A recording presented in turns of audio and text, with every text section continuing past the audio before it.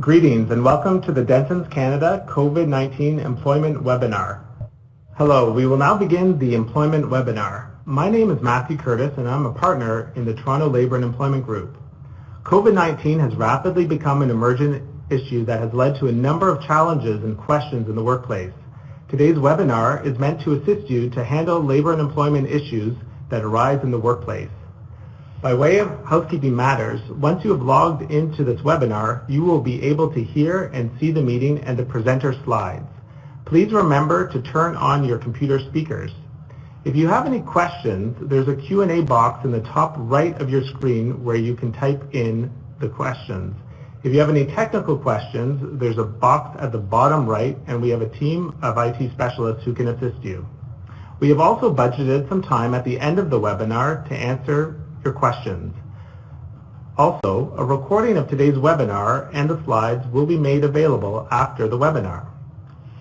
Our National Dentons Labour and Employment Team has recently published a Dentons Canada COVID-19 Employer Toolkit, which should help answer some of your questions and give you some ideas for future planning. The toolkit has a template COVID-19 employer plan and checklist, remote work from home policy, and a summary of applicable employment standards and occupational health and safety legislation from many jurisdictions across Canada. Please contact any member of Dentons Canada for a copy of the COVID-19 Employer Toolkit. With that, I am pleased to introduce today's speakers in the order they will be presenting. First off is Adrian Miedema, an employment and occupational health and safety partner in Toronto, who will be speaking about health and safety issues. Second, Taylor Buckley, a senior associate in our Vancouver office, who will be speaking about privacy matters in a pandemic. And third, Catherine Coulter, counsel in Ottawa, who will be speaking about business continuity issues in a pandemic. With that, Adrian, over to you. Thank you, Matt, and welcome everyone. This webinar has gotten a very strong response from our friends and clients, and we really hope that you'll find this practical. We're going to be covering, as Matt mentioned, employment issues, workplace issues in relation to the COVID-19 virus. And hopefully we'll provide you with the legal context that you need to know and then some practical suggestions for you as we move forward through these unsettled times. So I'm going to be talking about the occupational health and safety legislation and workers' compensation legislation and what your obligations are under those. To break down your obligations under occupational health and safety legislation, the three sort of basic requirements. One, you have to take all reasonable precautions for the safety of your employees. Two, you have to tell employees about any hazards. And three, you have to train or provide information to employees that's relevant to the hazards in the workplace. Those are really key fundamental safety duties that every employer has, and supervisors have similar duties in the workplace. So before I launch in more detail on these on the next slide, there's just two things I want to say up front about what I think are first principles that I think we need to keep in mind at a time like this. And the first might seem obvious, but you are the employer, and although you do have obligations under occupational health and safety legislation and other statutes like employment standards, you also have the right to run your business. And that might seem obvious, but sometimes it gets forgotten in times like this. You have the right to run your business. And that's not to be authoritarian. It's not. It's to just understand what your rights and obligations are. And at times like this, you do need to manage the business and make decisions that are based on the best available information from public health authorities and others that you believe are right, even if some of your employees will be unhappy or disagree. And of course, you're going to do that with empathy and appropriate concern for your colleagues. But number one, you have the right to run your business. Number two, in a situation like this where the World Health Organization has declared a pandemic, in my view, the interest of workplace safety, both for your employees and also the impact on public safety, will take precedence in many cases over other issues, including privacy. And that's not to say privacy is not important. Of course it is, and you'll have to consider privacy, and my colleague Taylor will be talking about that. And the personal autonomy of your employees and treating people fairly, of course, that's important, and you will consider that. But when it comes to a question and you've considered all of the available resources, public health information, and other information from government bodies, if there's a question and you're weighing public and employee safety versus some of these other issues, in my view, safety in a situation like this, in an emergency like this, will often win out over the other issues. And lastly, we will be covering the laws of British Columbia, Alberta, Ontario, and Quebec, where Dentons Canada has offices. But I think many of the principles that we'll be talking about today will also apply in other provinces across the country, and I know that we'll have many people on the line from other provinces. Okay, so what does it mean to have to take reasonable precautions, communicate hazards, and train employees in an age of the COVID-19 epidemic? Well, many of these things that I've got written on the screen here, you all know these very well. You've been through them many, many times. Have a plan, educate employees, especially on proper hand washing, require employees to stay home if sick, etc. You've all seen these. It's not the purpose of this webinar to go through all the public health information. You have access to that and you've all read it carefully, as we have here at Dentons. But what we want to talk about is some of the things that are a little bit more controversial. And you'll see that I put on as one of these bullets, require employees to report the location of travel. Now, some may say, well, aren't we getting into people's private lives? If it's private travel, what does that have to do with their employer? Why do you need to ask that? And in general, in a normal world, which it's not right now, the answer would be, no, you probably don't have the right to ask. But in this kind of a situation with a public health emergency, global pandemic, and all the government advisories that we're seeing, in our view, yes, you can ask your employees to tell you where they are traveling to and when. In fact, everything, of course, is happening in real time, and just this morning, the BC government, we understand, has advised residents of BC not to, the Canadian government has advised residents of Canada not to travel outside of the country unless they have to. So this kind of guidance is changing all the time. So yes, you can ask employees, where are you traveling to and when are you traveling? And you can also ask them, in my view, do you have anyone in your household who's traveling to traveling especially to the affected areas? And if so, you need to let us know that. I think that's a fair and reasonable step for an employer to take in the event of this sort of public health emergency. And how do you do that kind of thing? I think you should have one point person to receive that information. So communicate to employees. You've got a point person. If you're traveling, let him or her know where and when. Recommend to employees that they don't travel to the affected countries. In fact, given some of the public health advisories right now, you may even recommend don't travel outside Canada at all, which is consistent with the messaging from the federal government today.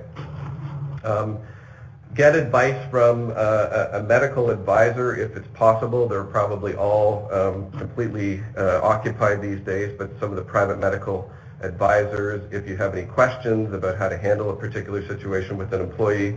Otherwise, you'll have to go on the basis of the public health information that we all have access to on the internet. And then also to ask employees to report if they or anyone else in their household tests positive for or has symptoms consistent with COVID-19. And that if they do, they have to stay home. And now my colleague, Catherine Coulter, will be dealing with one of the hottest questions out there, of course, which is, if you send people home, do you have to pay them? So Catherine will be handling that hot question in a few minutes. Okay, so still looking at occupational health and safety legislation, because you've got duties under the Act to protect the safety of your workers, take reasonable precautions, tell employees about hazards, and train people, there are consequences if you violate those duties. And so if employees, if your precautions are not sufficient and employees contract COVID-19 in the workplace, there could be occupational health and safety liability for you. And that could take the place or that could happen through compliance orders from government inspectors, potentially charges and fines. And we did, after the SARS epidemic back in 2003, see a class action by a group of mostly healthcare workers against the government of Ontario, saying that the government had not done enough to protect them. It was ultimately dismissed, but in these sorts of crisis situations, we do see afterwards people banding together and starting litigation. So it's important for you to just be careful to comply with your occupational health and safety obligations, which really means following the public health advice and best practices on how to manage your employees.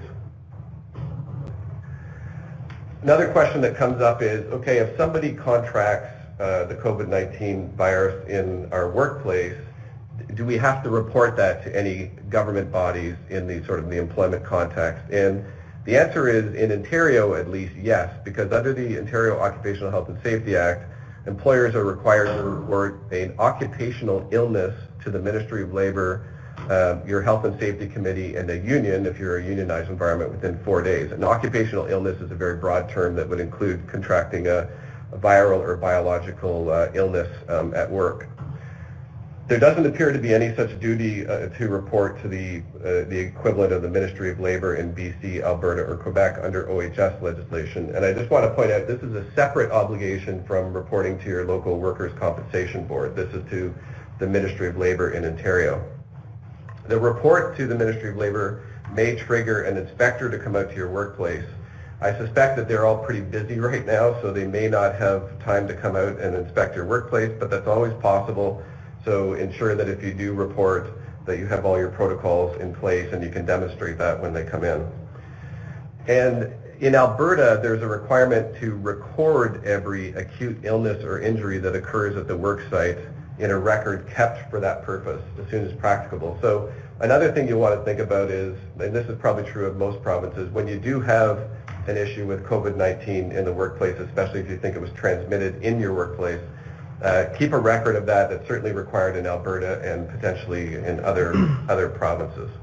So just as a summary on that, in Ontario, if somebody comes down with COVID-19 in the workplace, report to the Ministry of Labour, and also in all provinces, make a record of it.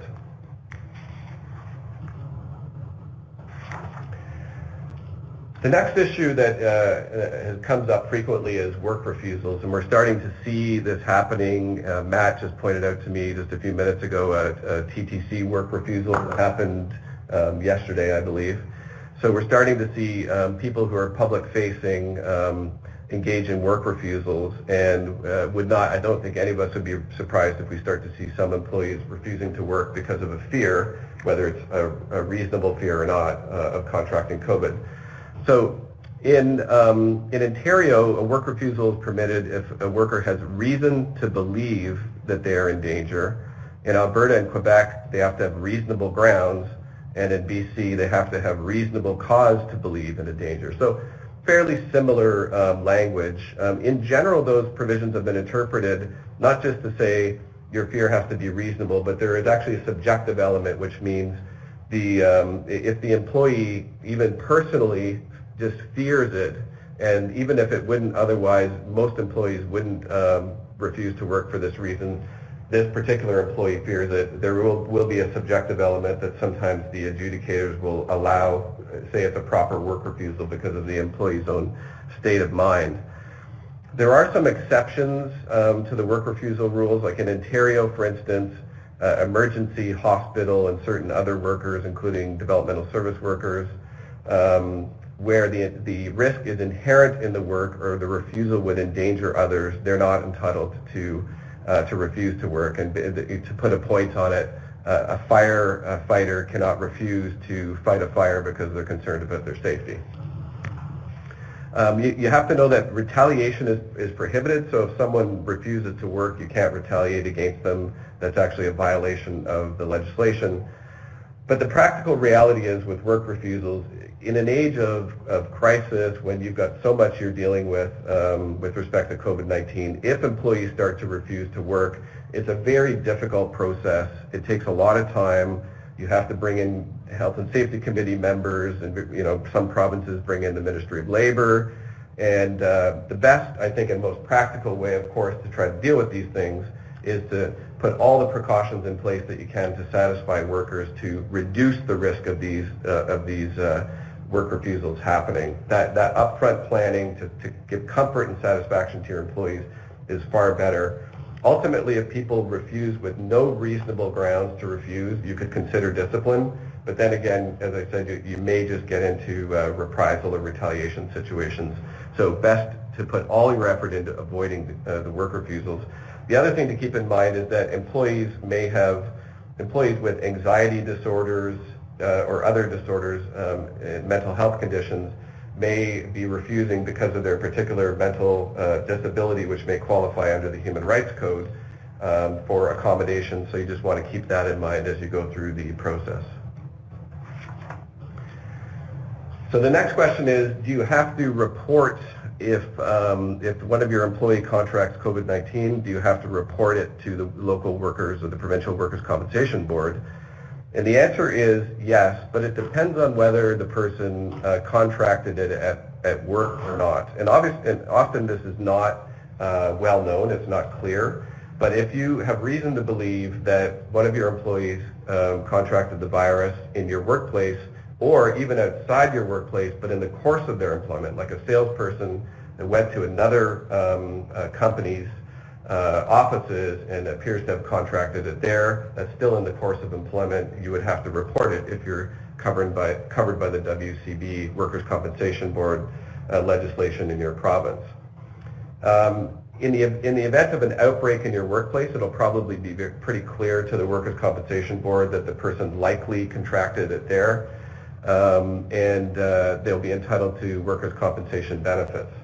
There's a 2017 case, just very briefly, in Ontario, where a 72-year-old personal support worker in a long-term care home was granted workers' compensation benefits for a respiratory illness that she developed after an outbreak at the workplace. And the tribunal said there was an outbreak in the workplace, you got it about the same time, clearly it seems to be that you got it at work, and therefore it was a workers' compensation issue and she was entitled to WSIB benefits.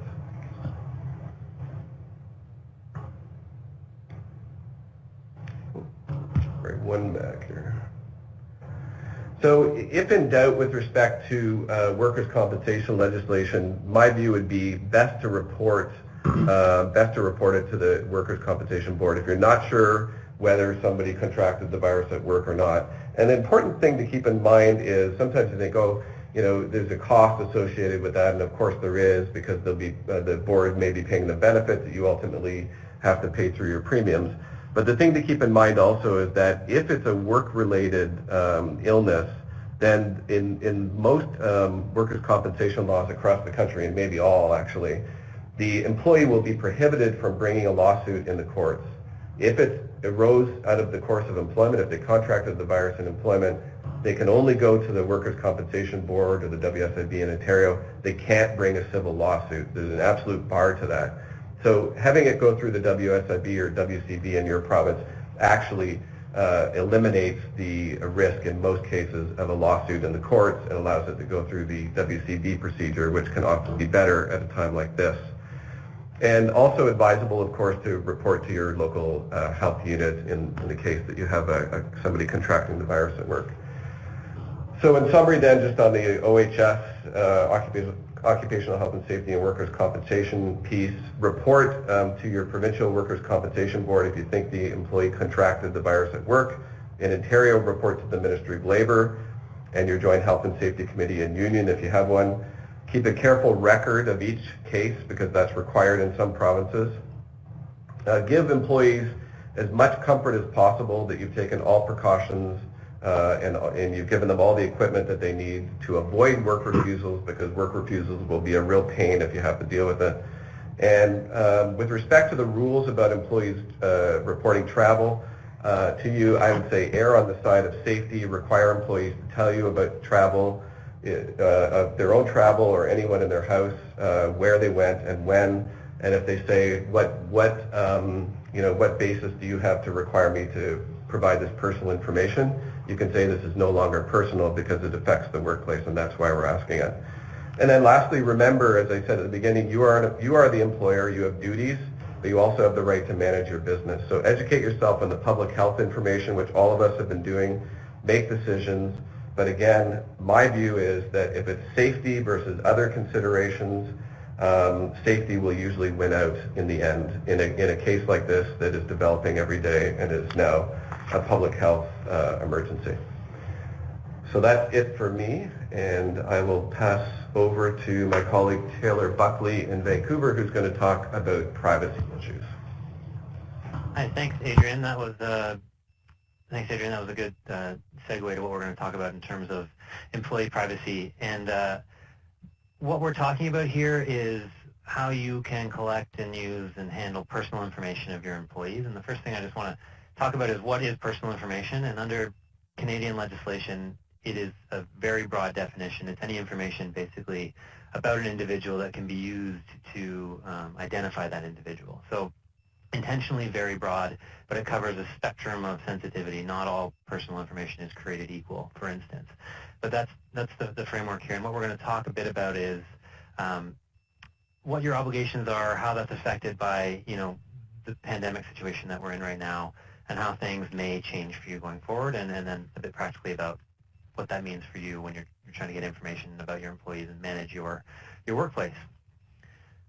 So the first thing I want to talk about is this is the overview of our legislation here up on the screen across the country. This is the private sector legislation. We're not going to get into all the public sector legislation, although it's often similar principle, and we're not going to get into the personal health information legislation for health centers that are holding medical information about people. That's a little bit separate and gets swept up in any emergencies a little more easily. So we've got the federal legislation here, PIPEDA, and then in 3 provinces aren't under PIPEDA, they're under their own provincial legislation. But the takeaway here is that until there's an actual public health emergency declared, the privacy legislation still applies in the ordinary course. Now, just to give you a sense of the shifting sands underneath our feet, I was prepared to share some guidance that some of the privacy commissioners put together in relation to SARS and H1N1 about dealing with this sort of stuff. And what I'm telling you is consistent with that information, but in the past several days, that information has come down, so presumably it's no longer on the internet, so presumably we will be getting some more updated information from the commissioners. So under all the legislation, all the principles are largely the same, and these are the general principles. And the big ones are you've got consent. Usually you need informed consent from people before you can collect information about them. And the purpose of the collection has to be reasonable. So informed consent means that they know what you're collecting, why you're collecting it, and how it's going to be used. What's reasonable is something that's going to shift, and like Adrian was saying, that's where it might not it might not be reasonable to generally collect information about where someone's traveled or if they're experiencing flu-like symptoms or who they've been in contact with. But given the changing context, that can become reasonable, and it's also going to depend on what you're doing. For instance, if you're dealing with vulnerable people to diseases, it'll be more reasonable to collect that information. The other big step is protecting that information, and this is kind of technology neutral legislation. So the legislation doesn't tell you exactly how to protect information, but you need to take appropriate measures, and the more sensitive the information, the greater those measures need to be. Now, there are some consent exceptions under the legislation. A big one here is the employee personal information, which is information that's collected for the purpose of managing the employment relationship. So in that case, under most of the legislation, consent isn't required, but advance notice is required, and the information needs to be collected for the purpose of managing the employment relationship. All the other great principles about protection and reasonableness still continue to apply, but you don't necessarily require consent for employee information as long as it's for the purpose of managing the employees. The emergency consent exceptions are more about if someone can't provide consent, for instance, if they were unconscious. And the last one here is also important as things continue to develop. If there's an authorization under law to provide personal information, then the consent, it can be provided without consent. So in that case, if there are government orders under various public health legislation, you're not going to be required to get consent to disclose that information, for instance. So if there's a a public health emergency, again, as I discussed, there might be some emergency powers triggered that can override some of the privacy legislation like we just talked about. Other various pieces of legislation that might come in is under the Quarantine Act. Employees can report suspected infected individuals and request that their information be withheld. And, you know, the various measures can come into place where the government can, for instance, ask you to provide information pursuant to statute. So this is our last slide, and when we want to get on to Catherine, who's got lots of great stuff to talk about. But basically, what we like to advise is that stop and think about meaningful consent. Tell your employees why you're collecting the information, and have a good reason why. Make sure there's an actual basis for it. Don't collect more than you need to collect. Give people notice. Tell employees how you're using the information, how it's going to be used. Make sure they know it's going to be protected, because you want to encourage, you know, the disclosures in the first place. And like Adrian said, do it in a way that's discreet and respectful, and don't share the information any more broadly than it needs to be shared. And then don't hold on to the information longer than you need to hold on to it. So once things have passed, or if you don't have a need for it, you don't need to keep it. You don't want to have it. There's liability associated with keeping information that you don't need to have. So a big one here is like Adrian discussed, in the context of asking people where they've gone, asking people if they've been in contact, if they've had flu-like symptoms. That is reasonable in the circumstance to manage in light of the safety obligations in the workplace. Another thing to think about is if you've got a union, you should involve the union, because there may be implications under the collective agreement. There was guidance, in that guidance I discussed earlier, about perhaps getting diagnostic information, which generally is not something you should or would have a reasonable need to collect. Can become reasonable to collect, but again, you want to collect the information in the least intrusive way possible. So that's the basic. These are the basic points to keep in mind. Think about what you're collecting and why you need to collect it. Inform your employees that you're collecting it, what you're collecting, how you're using it, how you're going to protect it, and then, you know, make sure that information is managed discreetly, respectfully, and kept on a need-to-know basis. So those are the general principles that apply. Keep an eye out for the changing landscape in terms of what the government can require of you, or declared emergencies, and you can follow those instructions. And once there's a legal obligation to disclose information, you then can, under the legislation, provide it. So that's the general framework for the privacy piece, and I'm going to pass it on to Catherine now. Thanks very much. I have a lot of ground to cover. I'm going to go very quickly. We're hoping to still have time at the end for some questions. So my topic, of course, is keeping the lights on, and it's everything that hasn't been addressed earlier. The focus here is going to be on legal obligations rather than operational matters. At the end of the day, operational decisions are going to vary from workplace to workplace, and you're all going to have to sit down within your workplaces and figure out what works best for you. You've already heard from Adrian about legal obligations in relation to keeping your workplaces safe. I'm now essentially going to be talking about what flows from all of those obligations. And where I'd like to start is with the various statutory leaves of absence that are available federally and in the provinces in which Dentons has offices.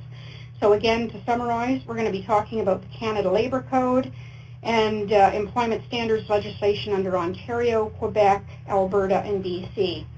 I've got 12 different slides here which show the various statutory leaves in the various provinces. I do not plan to go through them. At the end of this session, sometime later today, you are all going to get a link, as I think was indicated at the beginning, but you're all going to get a link to this webinar so that you can see it again, and you will also have access to the slides at that point in time. So don't worry about the fact that I've just passed over all of this. The key takeaway from all of those slides is that all of those jurisdictions have various short and longer-term statutory leaves for individuals who are sick and individuals who are caregivers for certain defined family members.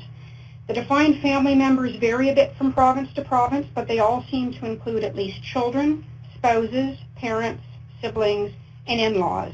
And some go quite a bit further than that, but that's your starting point. The other thing that's really important to note is that with a couple of very small exceptions in Quebec, all of the various leaves are unpaid leaves. Employees can apply for EI coverage under some of those leaves, but not under all of the leaves. And that said, the federal government announced on Wednesday, and I know that the Prime Minister is speaking right now. It's nice that I have some competition. But the federal government announced on Wednesday that EI coverage will be much more broadly available. As of right now, without listening to the Prime Minister, here are some EI things for you to know, recognizing that things are changing constantly and what's current now might not be current later today or tomorrow. So, first of all, in Ontario, family medical leave and critical illness leave already permit for employees to apply for EI coverage. The maximum EI payment is 55% of earnings up to a maximum of $573 a week, which will not make a lot of employees whole. Some clients have already asked us about whether or not they can top up that coverage. And the short answer is that as of me talking right now and not knowing what the government is saying right now, if you top up, it's going to trigger a clawback by the government. There are certain leaves like pregnancy leave and parental leave that do not trigger clawbacks, but other leaves do. And in order to get around that, employers must have what's called a registered supplemental unemployment benefit program registered with Service Canada. That can take time to get. So the simple answer with respect to top-ups is that you either need to wait until the government clarifies this issue and implements a system change to do a top-up, or you're going to have to register an SUB program. I think the bigger question that we're getting is, what if you don't want to do a top-up, but you just want to ensure that your employees can get EI coverage? The details haven't been fully confirmed yet, but here's what we know now. First of all, in general terms, eligible workers with limited or no paid leave benefits through their employer, such as sick leave or STD coverage, can already apply for up to 15 weeks of what are called EI sickness benefits. Normally, there's a 1-week waiting period before those benefits start, but the government has announced that for people that are sick with COVID-19 and also for people who are quarantined with COVID-19, that waiting period is going to be eliminated. That was done during the SARS outbreak as well. In addition, a doctor's note is normally required by the government.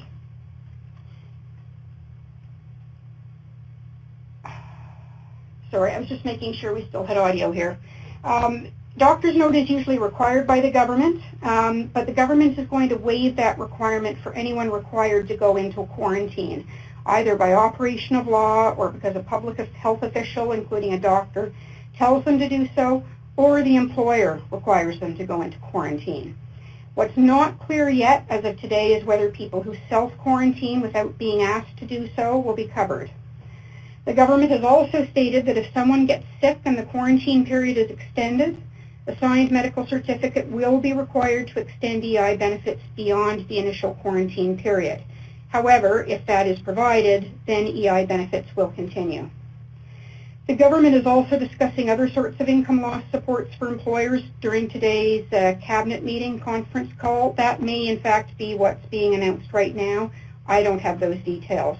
And so all I can advise you in that regard is to keep your ears open to government reports for further information. So, it's clear you don't legally need to pay your employees. I'm going to come back to the issue of constructive dismissal in a little while.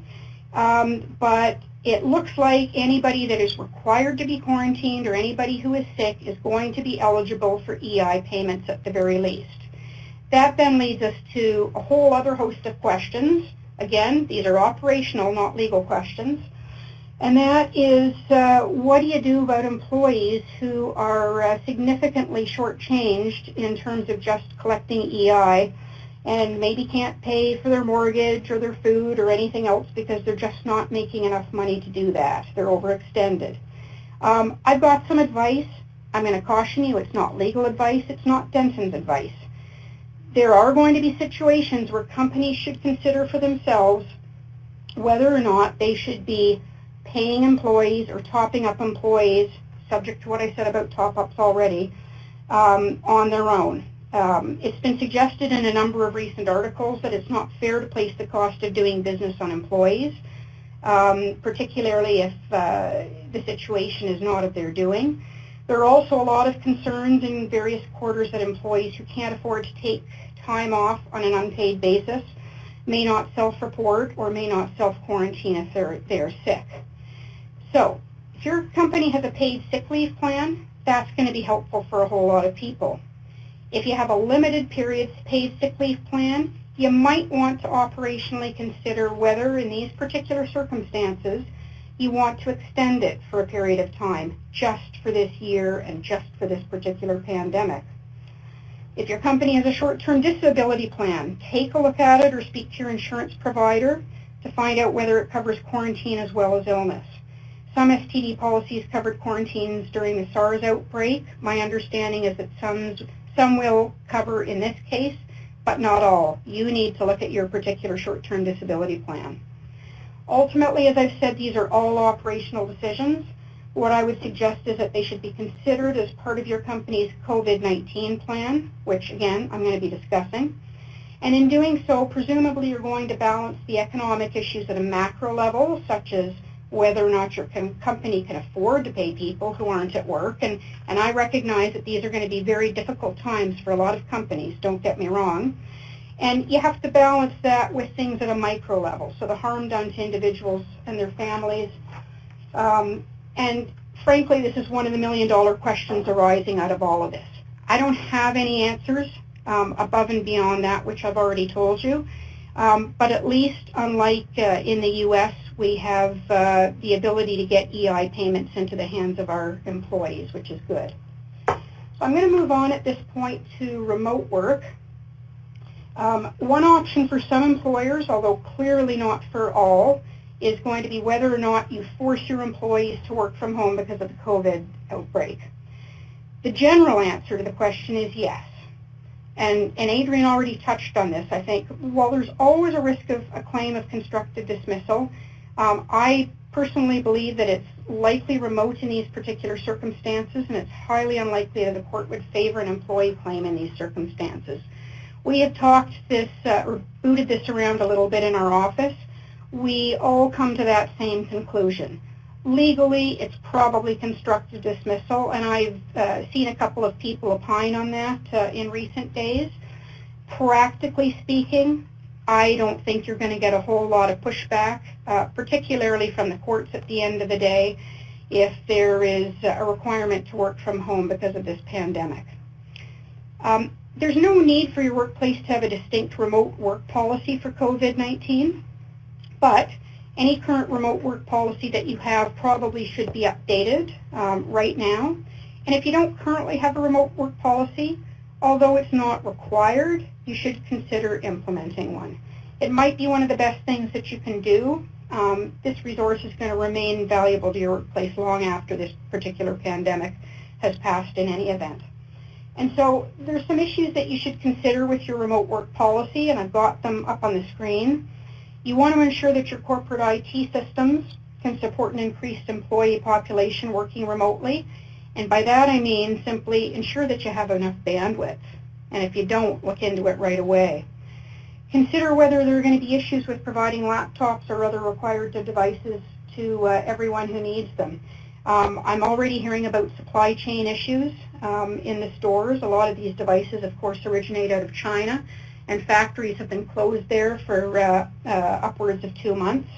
But figure out how you're going to deal with that. Lots of people have their own home computers, and so then you come to the question of whether or not you've got a sufficient number of VPN or Citrix licenses to actually enable your employees to connect remotely to your services from a home computer. Look into that. Consider outlining things like maintaining confidentiality over work documents and employees assuming their own occupational health and safety requirements for themselves when working from home. And the last point I'm going to say on this is that for those of you who have already received our toolkit, there is an example of a remote work policy in there.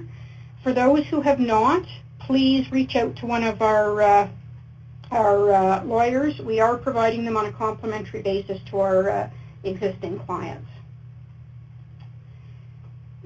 Moving on then, I'd like to talk about forced time off work, and quite apart from how the employees get paid if they're forced off. So what if remote work doesn't work for your workplace or for certain job functions? Can you legally force your employees to stay home? The answer to that is if they are under quarantine as per your own public health agency in your jurisdiction, yes. If they're sick with a cold or a flu and you think it might be COVID-19, yes. And again, that's already been discussed by Adrian. But what if they're sick with a cold or flu and there's no reason to believe that it's COVID-19? Or what if they've recently traveled somewhere which is not on a watch list, but you're still concerned that they might have come into contact with COVID-19? The answer to both of those questions is yes, but I would recommend if you have concerns about the person's health, you might want to try using the services of an independent third-party digital medical provider before making any decisions. And there are a lot of those providers out there. I don't know how they're doing in terms of busyness these days. I can only imagine, as can you. But there are a number of them out there. Dialogue, CanMed, TELUS Health. Reach out to them. See whether or not they can be retained at this hour. At the end of the day, it's helpful if you can have somebody that can be making the medical assessment on your behalf if you're not sure about the health of someone. Well, there's always a risk of a claim of constructive dismissal. Again, I think it's going to be remote in these particular circumstances, and I also think it's unlikely that a court's going to favor an employee claim under these circumstances. A question that was posed to us yesterday was whether employers are required to pay employees if they need to stay home because schools have closed. Our view is that the legal answer is no, because it's effectively the government and not employers that's forcing parents to stay home. But going back to some of the other things that I've mentioned, it's great if those employees can work from home or if the company can figure out another way to help get pay into employees' hands. You have to think creatively, quite frankly, these days. Again, I'm straying off of the legal a little bit, but I know a lot of you are crying out for practical information. Think about other options. What about some sort of in-work childcare for a short period of time if you've got an otherwise safe workplace and if you have people who are essential employees and who cannot remote work? What if you need employees to go on a longer-term temporary layoff due to COVID-19 for financial reasons? Or what if they can't work from home because their job function doesn't permit it? You can do temporary layoffs. They are permitted under employment standards legislation in many provinces, including the provinces that we're discussing. However, as some of you will know, it will be considered constructive dismissal unless employees have a provision in their employment agreement which expressly permits temporary layoff. Also important to remember, lengths in terms of temporary layoffs vary from province to province. In Ontario, for example, they can last for up to 13 weeks in any period of 20 consecutive weeks with no obligations, or up to 35 weeks in any period of 52 consecutive weeks with the obligation to continue benefits. Even if your company doesn't have temporary layoff provisions in its employment agreements, I'm going to come back to the practical point that if a layoff is going to be short and if it's absolutely necessary to keep the company going and to keep jobs open for employees at the end of the day, then in those particular circumstances you might not have employees making claims. However, the longer the term the layoff, of course, the risk grows. And another very important thing to keep in mind is that in the event of a temporary layoff, employees are eligible to apply for employment insurance coverage for that period of time that they're off work. So again, if you're thinking about trying to keep your company going and get money into the hands of your employees, that might be a way to do it, even with the risk of a potential constructive dismissal claim. Another option if times are financially tough due to the outbreak is to reduce employee salaries across the board. We would recommend not going higher than 10 to 15%. Some other lawyers might think that's on the high end. The reality is it does have the same risk of constructive dismissal as temporary layoffs, But again, if your employees understand that you're trying to keep their jobs, keep them working during this, in all likelihood they will be more thankful than not about the fact that they're going to continue to have a job and get paid. Finally, I'm going to move on to the topic of policies and plans. So, it goes without saying that you need to have an occupational health and safety policy legislatively, and I've already recommended a remote work policy. There's not really such a thing as a COVID-19 policy per se, because there are really a number of operational items that companies need to think about. They're not legal items. And so I like to call it a COVID-19 plan. We suggest simply creating an informal and flexible plan for dealing with these items rather than a policy. There are going to be a whole lot of operational items that you might need to consider which are completely outside the scope of this webinar, things like supply chain issues, for instance. But when we're talking about what you want to consider from an HR point of view, you want to think about some of these things. Who's going to be on your team? It could be just one person, or it could be an entire team, including HR, your joint health and safety committee representative, someone from operations, finance, technology, risk, communications, so on and so forth. Ensure that your committee members are kept up to date with recent developments in Canada and worldwide.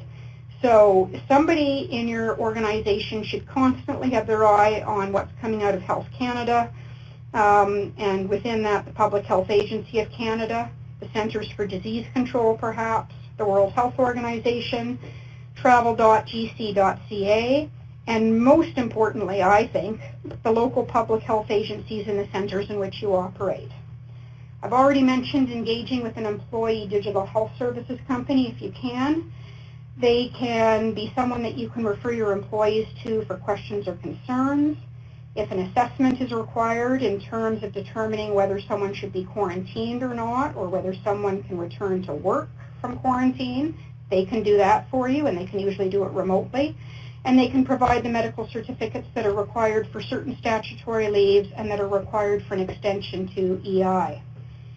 While I'm on the health topic, keep in mind that being quarantined or ill for 14 days or more can be very isolating and scary for employees, particularly if they're not getting the full pay that they're used to, and be attuned to the risk of mental health issues arising from quarantine situations. Consider, of course, whether or not, under what circumstances you're going to require employees to stay home or self-quarantine or work from home. We've already talked about that. Consider whether or not they'll be paid and in what fashion. Consider how the company wishes to deal with things like the flow of individuals in and through the workplace premises. Are you going to put up notices asking employees and guests what their risk factors are? Or are you going to question them when they come onto the premises? Consider whether you want to restrict travel for work by your employees. And I'm not just talking about internationally, because the government is already ahead of us, it appears, in relation to that topic. But even just to conferences and marketing meetings and sales meetings in other cities within Canada, think about whether or not it's necessary in this particular case. Update your corporate crisis communication system and your emergency contact information for personnel. And consider performing a review of your workplace by function if you haven't already done it. Determine which functions can work remotely if necessary. Determine which functions are critical to the operation of the business. If it's applicable to your particular workplace, determine which functions are also essential public service functions. And then figure out if there are certain job functions that can double up for other job functions, if you've got half of your workforce out, for example. Particularly for essential service employers, where many of the functions cannot work remotely, consider how you're going to deal with the potential gaps in the system if a number of critical functions are not available to work. Again, that's a highly operational decision that you have to make that we can't really assist with, but think about how you're going to deal with that. For instance, are you potentially going to offer extra pay to employees who want to take on extra functions and fill that gap? So that's where I'm going to leave things. I'm going to hand it back over to Matt Curtis in our Toronto office, who has been keeping tabs of all of the questions coming in. And we have a short period of time to try our best to answer some of those questions. Thank you very much for listening.